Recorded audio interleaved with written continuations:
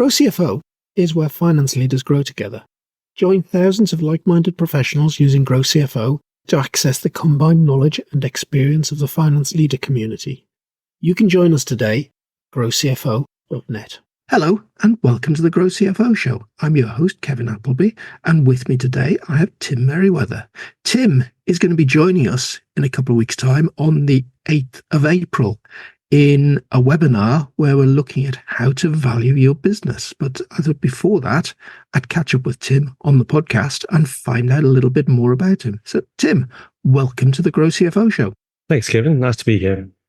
Tim, tell me a little bit about you. I know that accent isn't a regular one that we feature on the show. It sounds South African. Yeah, it's South African. It's probably not as strong a South African accent as probably what you hear on the telly. But I originated from South Africa. I did school and university here, and I qualified with Deloitte and Touche in Cape Town back in the day. And then once I'd done that, I moved to London, and I was there for 10 years working in different roles for listed companies in London. So that's taken you well out of South Africa, but I think you've gone full circle and come back there. I have. So I was in the UK, I was in London for 10 years, and then moved from London to Singapore for a 2-year, or was it almost 3-year secondment with a company that I was at then called ICAP. And then when I left Singapore, we went on to Abu Dhabi in the Middle East and spent 4 years there before eventually deciding to come back to Cape Town because our kids were 12 and 8, and we thought it would be useful for them to come and experience what it was like to live and grow up in South Africa. Brilliant. So what sort of roles were you doing in Singapore and then into the Middle East? So when I was in London, I'll start there because that's where it started. So I worked for a company called Mouchel, which was a small engineering company that had just listed when I joined them. And they went through a massive period of expansion, working in the Labour government at the time on road maintenance contracts, but then also doing a bunch of acquisitions, mergers, and the like. And they ended up growing really fast and became a FTSE 250, so a mid-cap company. I'm going to let you into a secret there. We have a common history. I work for one of those many companies that Mouchel acquired. Oh, really? Yes. Having left PwC, I joined a small consultancy called Hydra, who Shell then acquired, must have been about 2007, 2008, to really grow the management consulting capability of the business. Yeah, so interesting. The things you find out on a podcast of people you didn't think you'd ever come anywhere near before and suddenly find you work for the same firm. Amazing. Yeah, I think that would have been just after I'd left there. So I remember the discussions about Hydra, but I didn't actually ever work on that particular transaction. But there were others, as you'll be aware. Absolutely. And at the time, I was the group financial controller of Mouchel. I was in this group finance role, and I wanted to do something different. So I applied for a job at ICAP, which then was the world's largest broker of financial products. It was a FTSE 100 company, and I moved there in a group finance role, doing similar things to what I had been doing at Mouchel, but obviously in a much bigger global organization. And that was really a really interesting role because obviously in group, you're kind of dealing with funding the group, you're dealing with all of the strategic acquisitions, you're dealing with, I led a global project to roll out a new financial reporting system. And it was a very diverse role with a lot of exposure to how the group operated. And then I had an opportunity to move into a more commercial finance role, which was something that I was keen to do because I had been a technical expert for a long time. And I was keen to try my hand in more commercial management. And I was transferred into the London and Europe team, where I did the finance function for London and EMEA. And I did that role for a couple of years. And again, very different experience. It was in the aftermath of the financial crisis. So there was a lot of new regulations that were being thrown at the business. We had a lot of change that we had to do. We had to close a business. We had to sell a business. We had to cut staff and let people go. So there was a lot of interesting finance work. And then I had an opportunity. I got a phone call from the group CFO, and he said, Tim, would you like to go to Singapore? And it was a really miserable summer's day in London. And I looked out the window and I thought I didn't have to think very hard about it. And I said, I took the opportunity and came. And it was to go to lead there. At the time, we were going through a massive global finance transformation. And it was to go and lead the finance transformation of the Asia Pac business as the CFO for that business. And again, a very different role.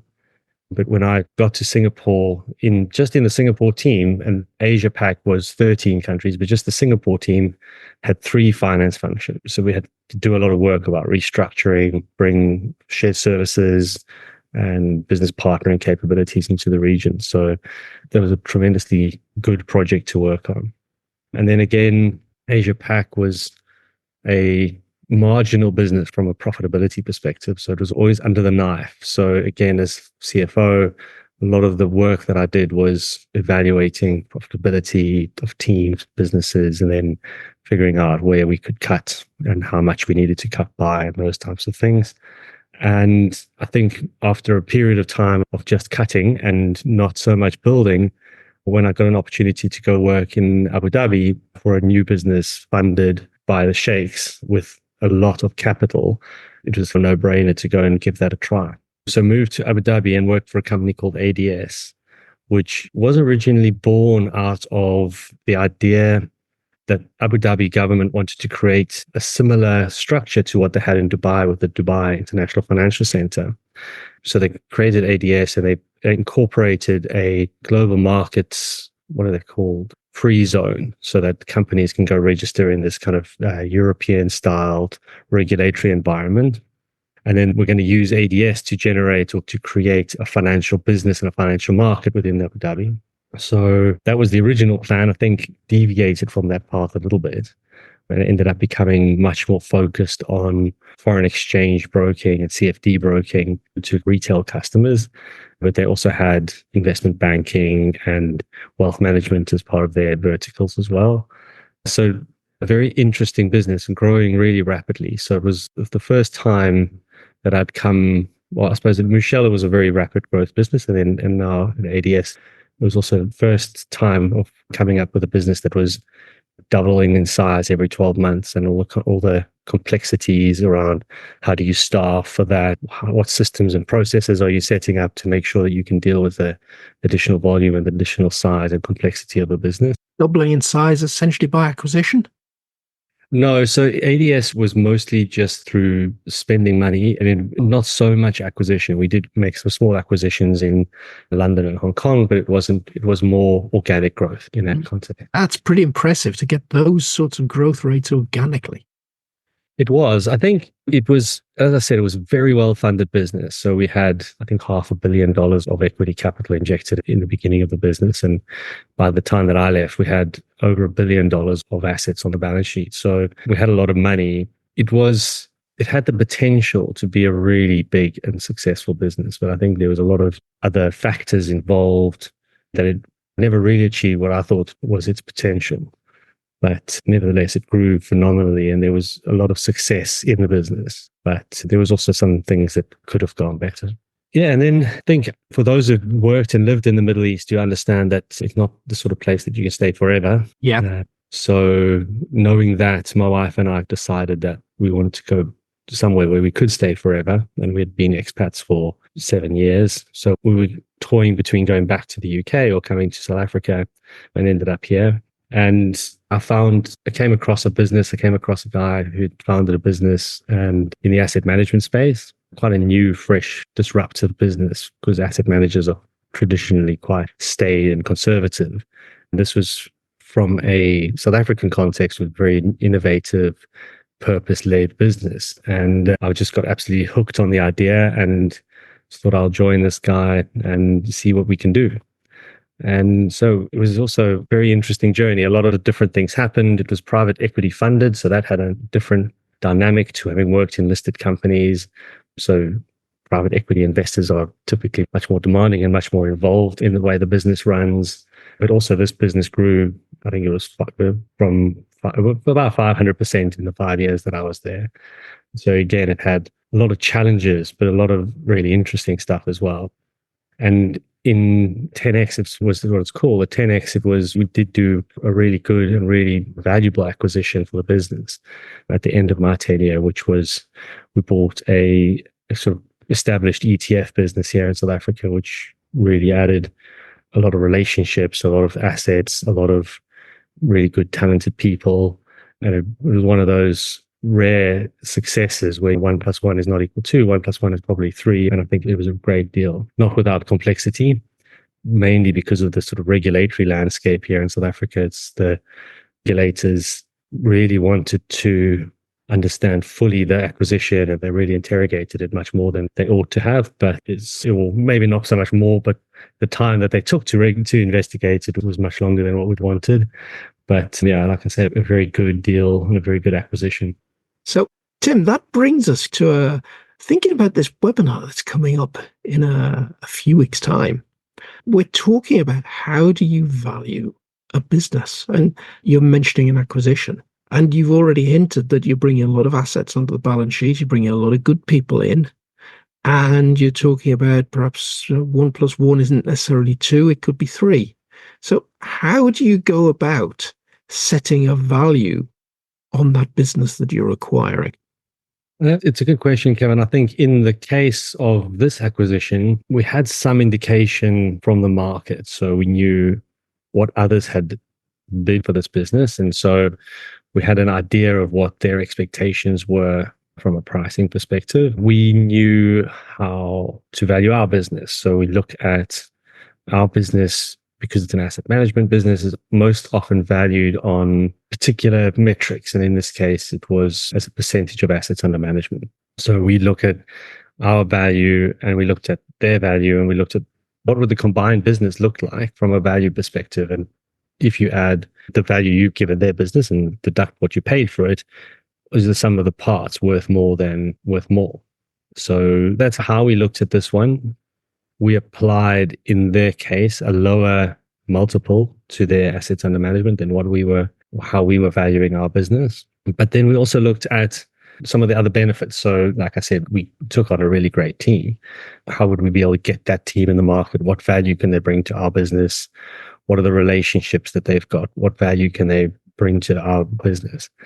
And what you find is that in these transactions, the sellers are looking to be paid for those aspects, and the buyers are typically looking to not pay for those aspects. So there's a bit of a negotiation around how can you secure the people, for example. So if you buy the business and the people don't stay, then you can't really give them value.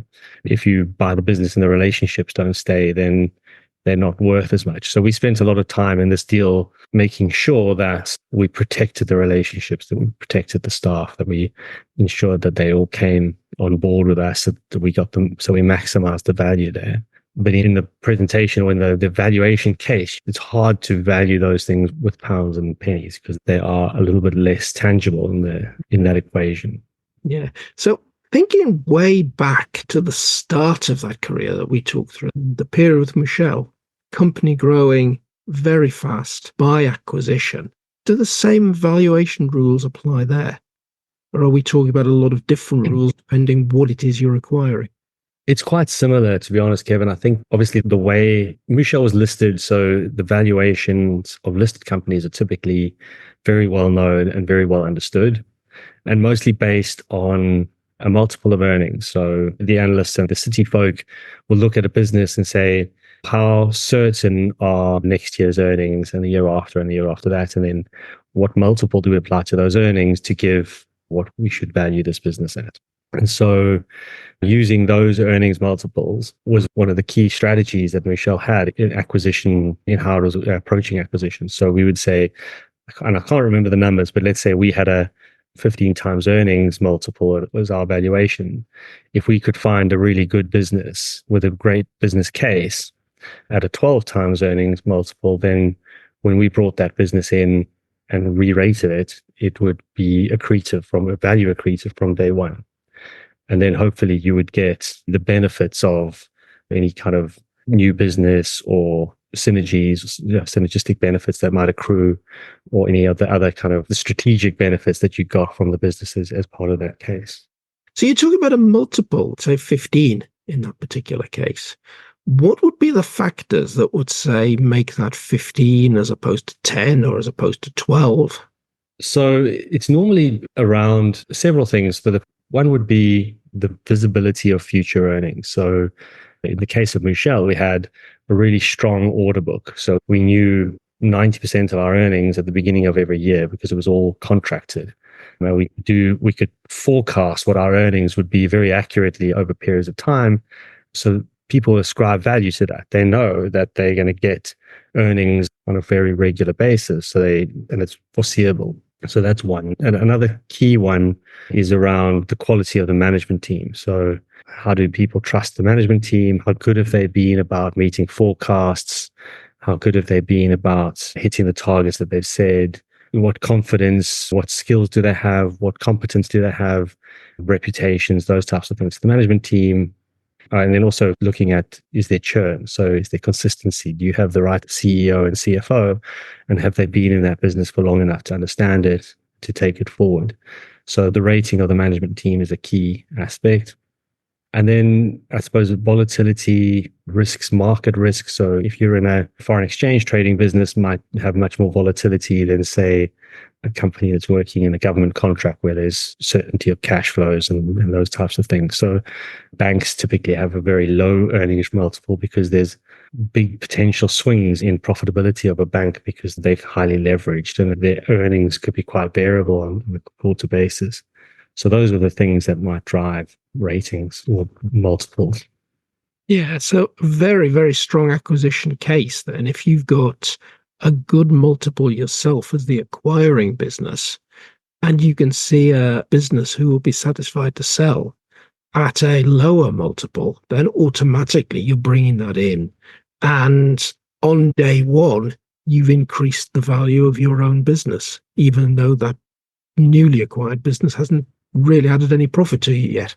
Yeah. That was the thesis. I think what the risk from an investor's perspective is, if your management team are doing this a lot, then do you need to rate them downwards? Is buying and making lots of acquisitions actually increasing the risk in the business? And therefore, maybe you need to look at that and say, well, if there's more risk and there's lots of these acquisitions that need to be integrated and managed, are we comfortable that the management team can do that? And if not, then we might need to rate them down slightly, with a slightly lower multiple to that. And I think if you cast your mind back to the case in Point Mouchel, I think they did stretch themselves too thin. And I think their acquisitions probably did too many acquisitions and couldn't integrate them all properly and effectively. Yeah. So, Tim, think about that Mouchel experience. I mean, all these years later, you're in South Africa. You're growing another business. Perhaps this time we're not looking at those multiples that are coming out of being traded in the FTSE 250. You're looking at what private equity are expecting. How does valuing a business under private equity vary then from valuing a business when it's listed? Well, I think the biggest difficulty or biggest challenge that I've faced over the years that I've been here has been around cash flows. So in an established FTSE 250 business, you can accurately forecast and you can say, well, this is what I expect the after-tax cash flows to be, and you can discount those quite easily. In a private equity scenario, you might be either investing in a business that hasn't yet made positive cash flows or has only just started making positive cash flows, and it's not as certain as it would be in an established business. And so there's a lot more risk that is associated, and the techniques that you use to value those businesses are very different. So you can't just apply an earnings multiple or a straightforward AUM multiple or whatever that might be.